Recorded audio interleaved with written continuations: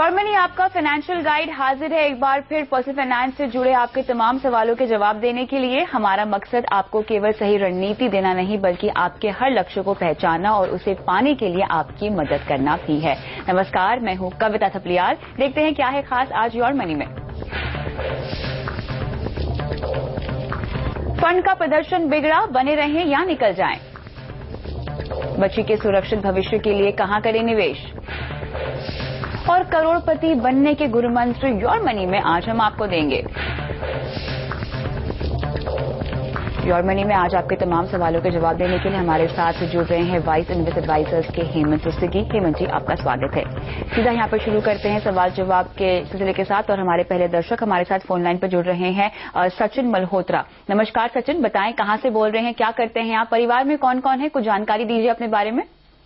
Good evening, Sachin Malhotra calling from Delhi, and my family members are my father, my mother, and my wife. She's working, and my 2-year daughter. अच्छा, working in Honda two-wheelers. अच्छा, बताइए सचिन, आप बात कर सकते हैं हिंदी में ना?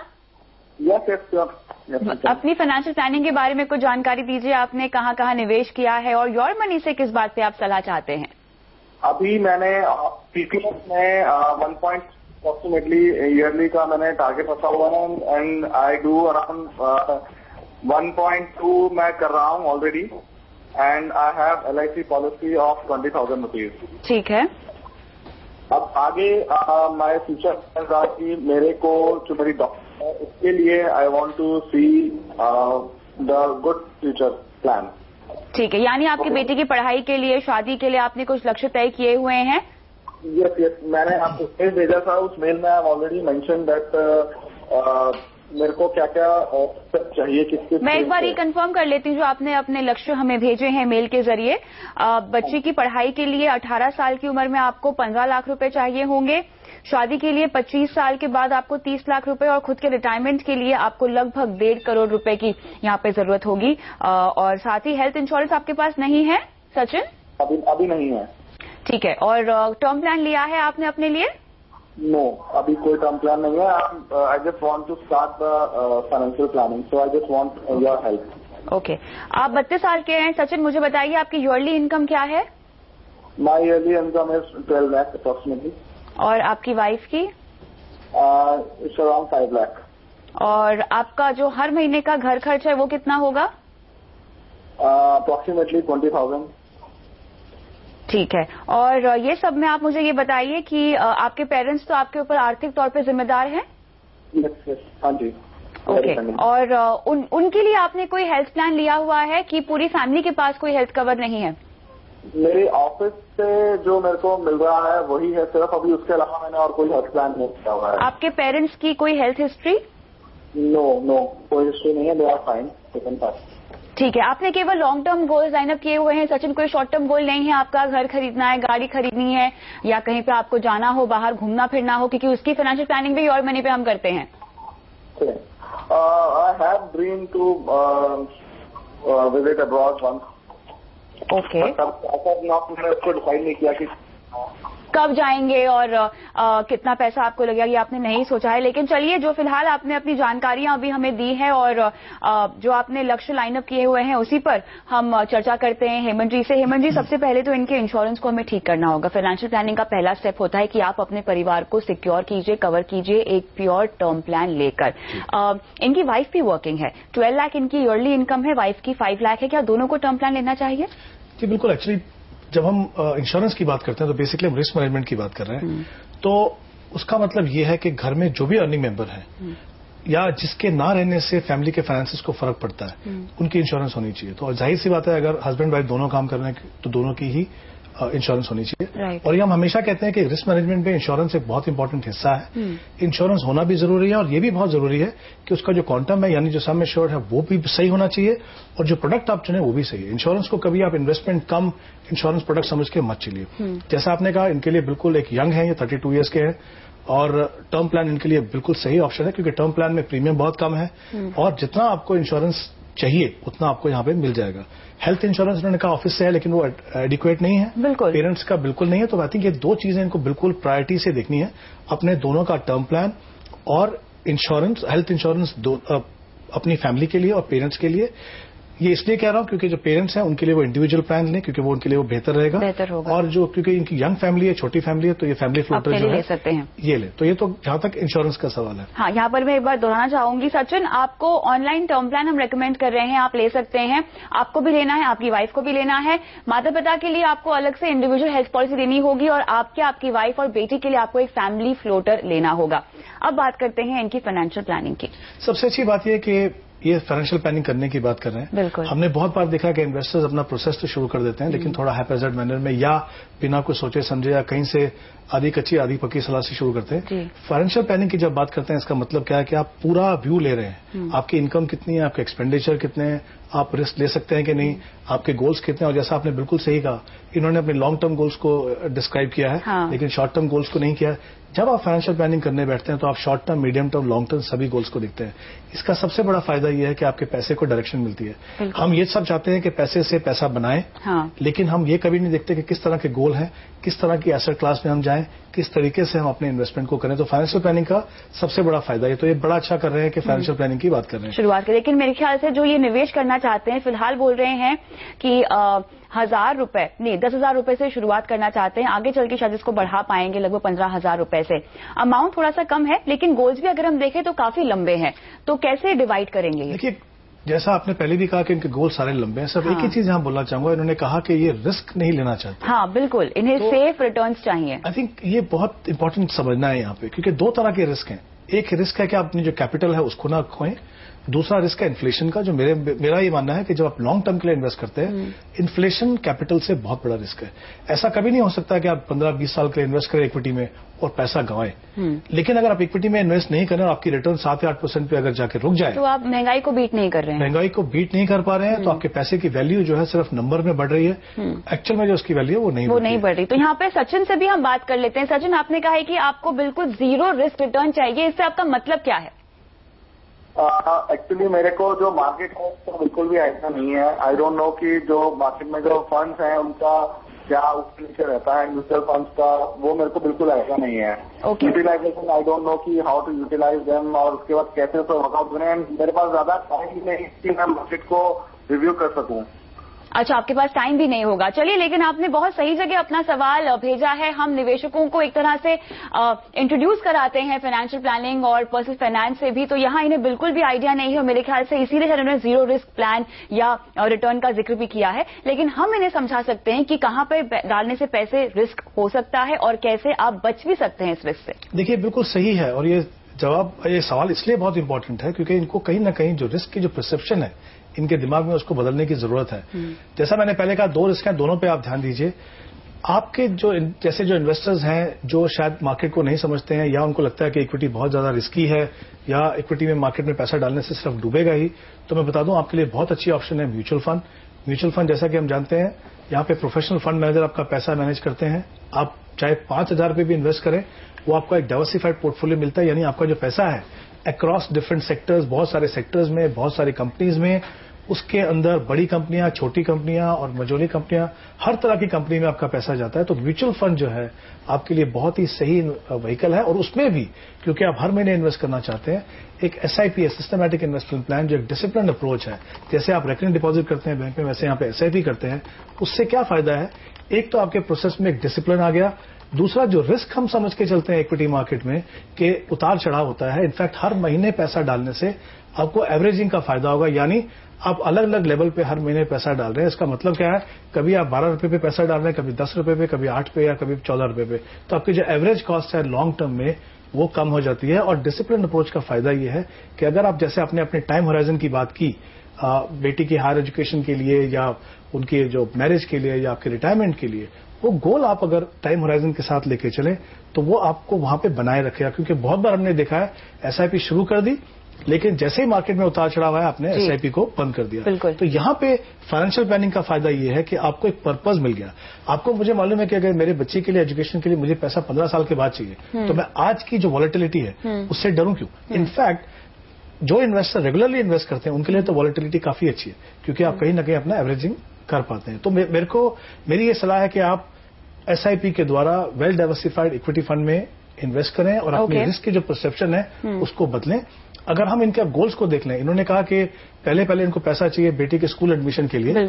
उसके लिए अगर मैं 8% का रिटर्न मान के चलूं तो उनको करीब 8,000 रुपये हर महीने इन्वेस्ट करने हैं। यहाँ पे क्योंकि समय बहुत कम है तो एक ऐसा इन्वेस्टमेंट ऑप्शन में पैसा डालना जहां बहुत ज्यादा रिस्क ना हो। तो जैसे आर्बिट्राज फंड देख सकते हैं, इक्विटी सेविंग फंड, उन कैटेगरीज में कोटा इक्विटी सेविंग या रेलिगेयर इन्वेस्टर आर्बिट्राज फंड है, वो दोनों देख सकते हैं। बेटी की हायर एजुकेशन के लिए इनको करीब 3,000 रुपये लगेगा, क्योंकि यहाँ पे समय लंबा है, 13-14 साल का समय है इनके पास। वहां पे मैं इनको वेल डाइवर्सिफाइड इक्विटी फंड बोल रहा हूं, जैसे कोटक सेलेक्ट फोकस देख सकते हैं ये, या रिलायंस इक्विटी अपॉर्चुनिटी देख सकते हैं। फिर शादी के लिए इन्होंने कहा पैसा चाहिए, वहां पे इनको 2,500 इन्वेस्ट करना है, वहां पे एसबीआई मैग्नम ग्लोबल देख सकते हैं। इनकी अपनी रिटायरमेंट के लिए जो उन्होंने 1.5 करोड़ का लक्ष्य बनाया है, उसको पाने के लिए उनको 9,000 रुपये हर महीने इन्वेस्ट करने पड़ेंगे। जो बाकी की जो इनकी वर्किंग लाइफ है, वहां पे भी अच्छे डाइवर्सिफाइड फंड देख सकते हैं। तो आई थिंक लॉन्ग टर्म है, इक्विटी में डालिए, रिस्क को समझिए, रिस्क को कम करने की स्ट्रैटेजी है आपके पास, डिसिप्लिन अप्रोच को करिए, बने रहिए, मार्केट में उतार चढ़ाव से डरिए नहीं, उसका बहुत फायदा होगा। अगर आप सही एसेट, देखिए 90% जो आपकी रिटर्न मिलती है कविता, वो आपको एसेट क्लास से मिलती है, बिल्कुल, और 10% जो है फंड सिलेक्शन से। अगर आपने सही एसेट क्लास को चुन लिया तो इसका मतलब यह है कि आपको डेफिनेटली इन्फ्लेशन को बीट करने में जो हम रियल रेट ऑफ रिटर्न बोलते हैं, यानी रिटर्न माइनस इन्फ्लेशन, वो आपके हक में होना ही चाहिए। तो मुझे लगता है सही अप्रोच लीजिए, सही एसेट क्लास लीजिए, और जैसा मैंने कहा सबसे इंपॉर्टेंट है रिस्क की जो अपनी डेफिनेशन है उसको बदलिए। बिल्कुल, साथ ही जो आप अभी निवेश करना चाहते हैं सचिन, वो आपके गोल्स के मुताबिक थोड़ा सा कम है, लेकिन जब भी आपसे मुमकिन हो सके अपने निवेश को बढ़ाने की कोशिश कीजिए, डिसिप्लिन मेंटेन कीजिए। एसआईपी के जरिए अगर आप निवेश करेंगे तो आप एक डिसिप्लिन वे में निवेश कर सकते हैं। यही सलाह आपको योर मनी के जरिए हम दे रहे हैं। और अपने इंश्योरेंस के लिए आप टर्म प्लान और हेल्थ प्लान ले लीजिए। इसी के साथ रुकते हैं एक ब्रेक के लिए, लेकिन आगे भी जारी है सवाल जवाब का ये सिलसिला, बने रहें।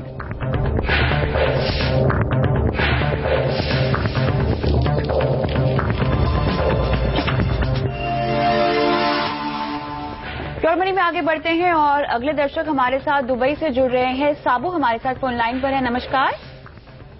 नमस्कार कविता जी, बताइए आप क्या करते हैं और योर मनी से आप किस तरह की मदद चाहते हैं? मैं दुबई में रहता हूँ 20 साल से। ओके, 20 साल से आप दुबई में रह रहे हैं। क्या करते हैं आप वहाँ पर? सिविल इंजीनियर हूँ। ओके, बताइए क्या सवाल है आपका? तो मैंने आपका ईमेल मैंने भेजा था, 4 फंड का परफॉर्मेंस थोड़ा खराब था, इसलिए मैंने 2011 में। ठीक है, तो इसमें यूटीआई इक्विटी फंड का नाम है, आईडीएफसी प्रीमियर इक्विटी का नाम है, रिलायंस टॉप 100, टॉप 200 और रिलायंस इक्विटी अपॉर्चुनिटी का नाम है। ये 4 फंड को लेकर आप परेशान हैं? या मैं सोच रहा हूँ उसको बंद तो मैंने कर दिया। ओके, बंद कर चुके हैं आप? ठीक है, उसका जगह पे मैंने दूसरा एसआईपी स्टार्ट किया है। अच्छा, वो कौन सी है?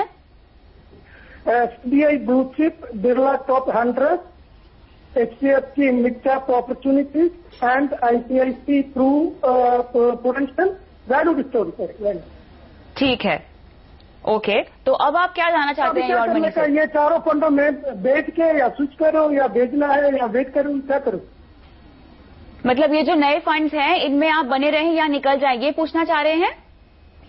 या मैं निकलना चाहता हूँ ये 4 फंड से जो 2000 जिनकी परफॉर्मेंस सही नहीं है।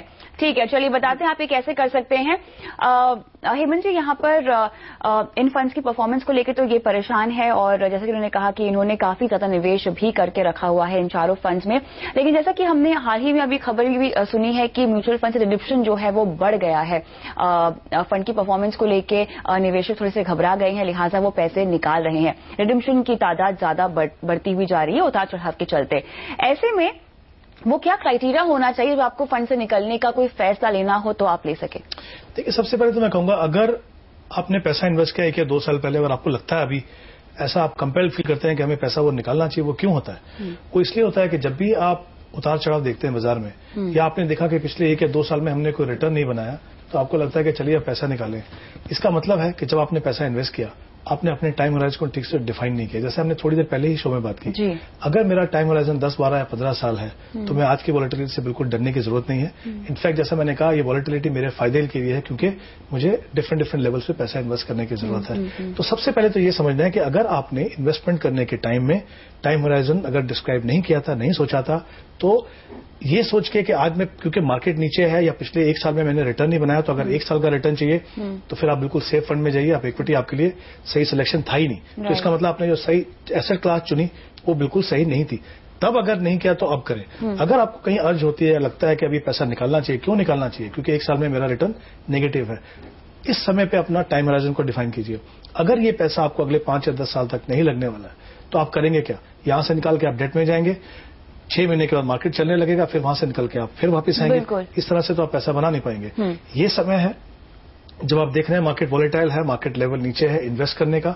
मैं ये नहीं कह रहा कि आप सेफ्टी से पैसा निकाल के यहां पे डाल दीजिए, लेकिन जो पैसा आपने इन्वेस्ट किया हुआ है, तब अगर नहीं सोचा तो आज सोचिए। आपके पास अगर समय है, कोई और आपके फंड अच्छा कर रहे हैं, ठीक है, उसके अलग पैरामीटर्स हैं, अगर वो फंड अच्छा कर रहे हैं तो कोई कारण नहीं कि आप उसको निकालें। पहली बात तो ये। जैसा आपने कहा पैरामीटर्स में क्या देखूं, देखिए बहुत सारे इन्वेस्टर गलती करते हैं, वो एब्सोल्यूट रिटर्न को देखते हैं कि पिछले 1 साल में मेरा रिटर्न जो है -8% है। हाँ। इसका मतलब ये रिटर्न मेरे लिए बिल्कुल बेकार है। अगर मैं बैंक में जाता तो 7% मेरे को मिलता, तो एक्चुअली मेरा 15% का लॉस है, क्योंकि 7% वो नहीं कमाया और 8% यहाँ पे गवा दिया। वो सही तरीका नहीं है, क्योंकि जब आप इक्विटी में इन्वेस्ट करते हैं, चाहे आप म्यूचुअल फंड से इन्वेस्ट करें, चाहे आप एसआईपी से इन्वेस्ट करें, जो रिस्क है इक्विटी का वो रहेगा। कम करने की स्ट्रैटेजी हमने जैसे बताया, डाइवर्सिफिकेशन म्यूचुअल फंड आपको देता है, एसआईपी आपको डिसिप्लिन लेके आता है, ओवर ए पीरियड टाइम उसको फायदा होता है, लेकिन रिस्क रहेगा। रिस्क कम करने के लिए एक और सबसे बड़ी इंपॉर्टेंट चीज ये है, लंबे समय के लिए रखिए। तो जब आपको लगे कि आपके फंड ने नेगेटिव रिटर्न दिया है, उसको उसके बेंचमार्क या जो उसके ग्रुप के जो दूसरे फंड्स हैं उनसे कंपेयर कीजिए। मान लीजिए आपने किसी एक लार्ज कैप फंड में इन्वेस्ट किया और उसका मान लीजिए जो बेंचमार्क है वो बीएसई सेंसेक्स हो या निफ्टी 50 कोई भी हो, उससे कंपेयर कीजिए।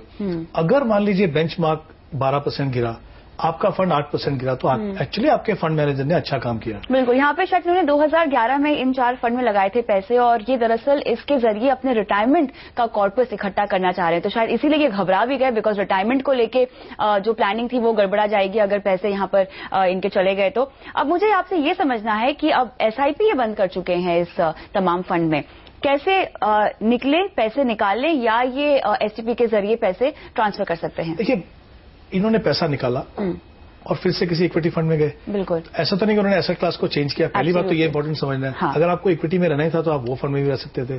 अगर मैं इन परफॉर्मेंस की बात करूं, उन्होंने कहा ये 4 जो फंड है वो अच्छा नहीं कर रहे। मेरे हिसाब से अगर ये पैरामीटर जो मैंने बताया वो सारे फंड अच्छा कर रहे हैं, चाहे वो आईडीएफसी प्रीमियर इक्विटी हो, चाहे वो रिलायंस इक्विटी अपॉर्चुनिटी हो या रिलायंस टॉप 200 हो, वो सारे फंड अच्छा कर रहे हैं। अब इनके पास 8 फंड हो गए, 4 फंड पहले के और ये 4 हो गए। अच्छी बात यह है कि इनका ध्यान वहां पे गया कि मेरे फंड शायद ज्यादा है, मैं कम करूं, क्योंकि इन्होंने ऑलरेडी नए फंड में जो डाल दिया पैसा, वो फंड भी काफी अच्छे हैं। तो अभी मुझे लगता नहीं उनके बारे में सोच के कि वो फंड अच्छे हैं या खराब है, बहुत ज्यादा इनको मदद मिलेगी। मेरा ये मानना है जिस तरह की वो इन्वेस्टमेंट कर रहे हैं, 4 फंड इनके लिए बहुत ज्यादा है, वही ठीक है। नए जो फंड किए हैं उसी में बने रहें।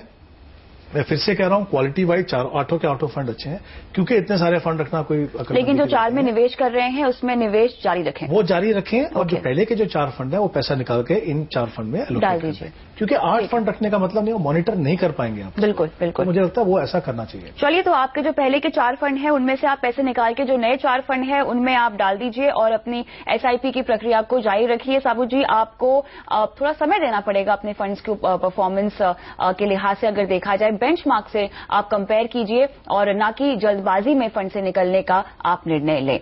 उम्मीद करते हैं कि योर मनी के जरिए सवाल का जवाब मिल गया होगा। रुकते हैं फिलहाल एक छोटे से ब्रेक के लिए।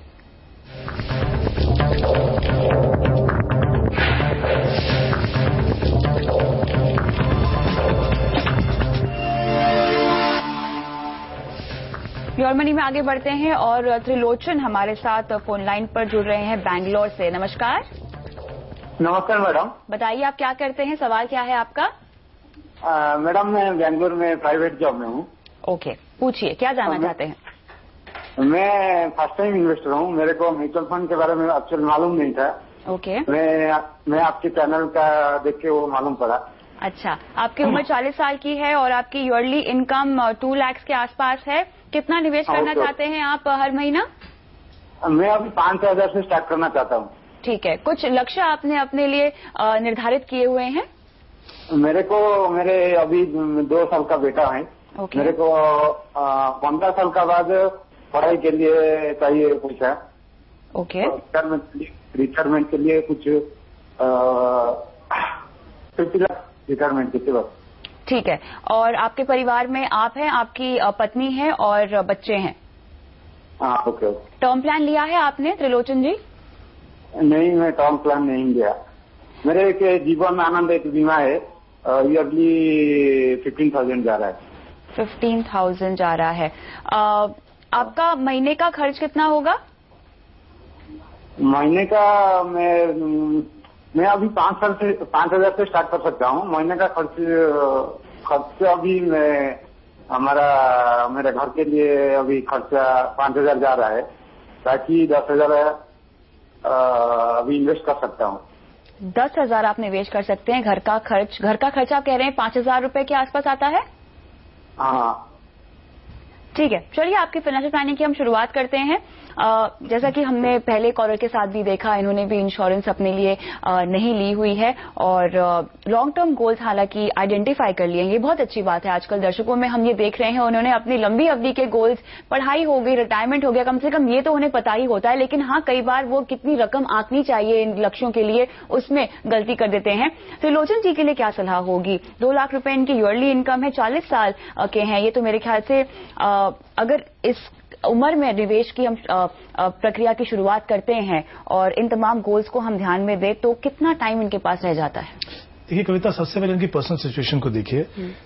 छोटा बेटा है, 2 साल का बेटा है, शायद वाइफ है, खुद है, इंश्योरेंस है नहीं, जीवनानंद में जो पैसा इन्वेस्ट कर रहे हैं उससे बहुत ज्यादा कुछ कवरेज मिलने वाली है नहीं। इनके गोल्स क्या है? इन्होंने कहा बच्चे के एजुकेशन के लिए मुझे 50 लाख चाहिए। किसी भी हालत में जो इन्होंने इंश्योरेंस ली वहां से उसके नजदीक भी पहुंचने वाले नहीं है। तो सबसे पहले इनकी प्रायोरिटी होनी चाहिए कि ये टर्म प्लान ले अपने लिए।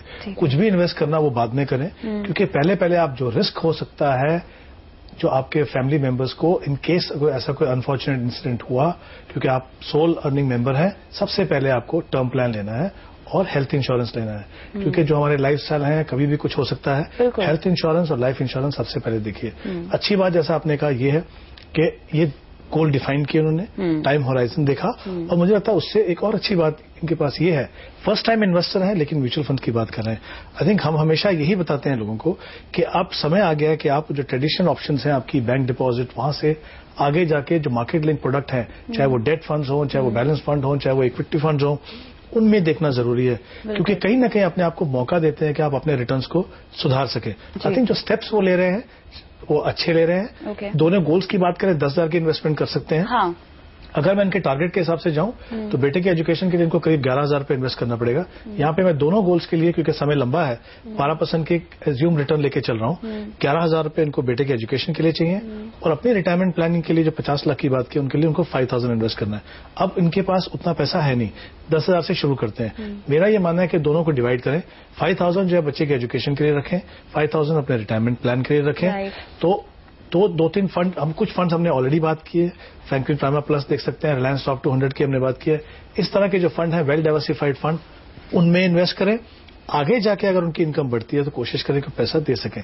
अगर ये 5,000 इन्वेस्ट करते हैं, जो उन्होंने टाइम होराइजन दिया है, उससे करीब 24 लाख रुपए ये अपने बच्चे के एजुकेशन के लिए बना पाएंगे। बट ये भी मानना है कि उन्होंने जो गोल सेट किया अपने लिए 50 लाख का, वो कहीं ना कहीं रिटायरमेंट के लिए कम है। लेकिन जैसा हमने कहा, शुरुआत की है, समय है, अगर ये समझ आ गई है तो आगे जाके मुझे लगता है ये जो करेक्टिव स्टेप्स हैं जो लेने वो ले पाएंगे। चलिए त्रिलोचन जी, आपको सलाह हम दे रहे हैं, उम्मीद करते हैं कि इससे आप निवेश की शुरुआत जरूर करेंगे।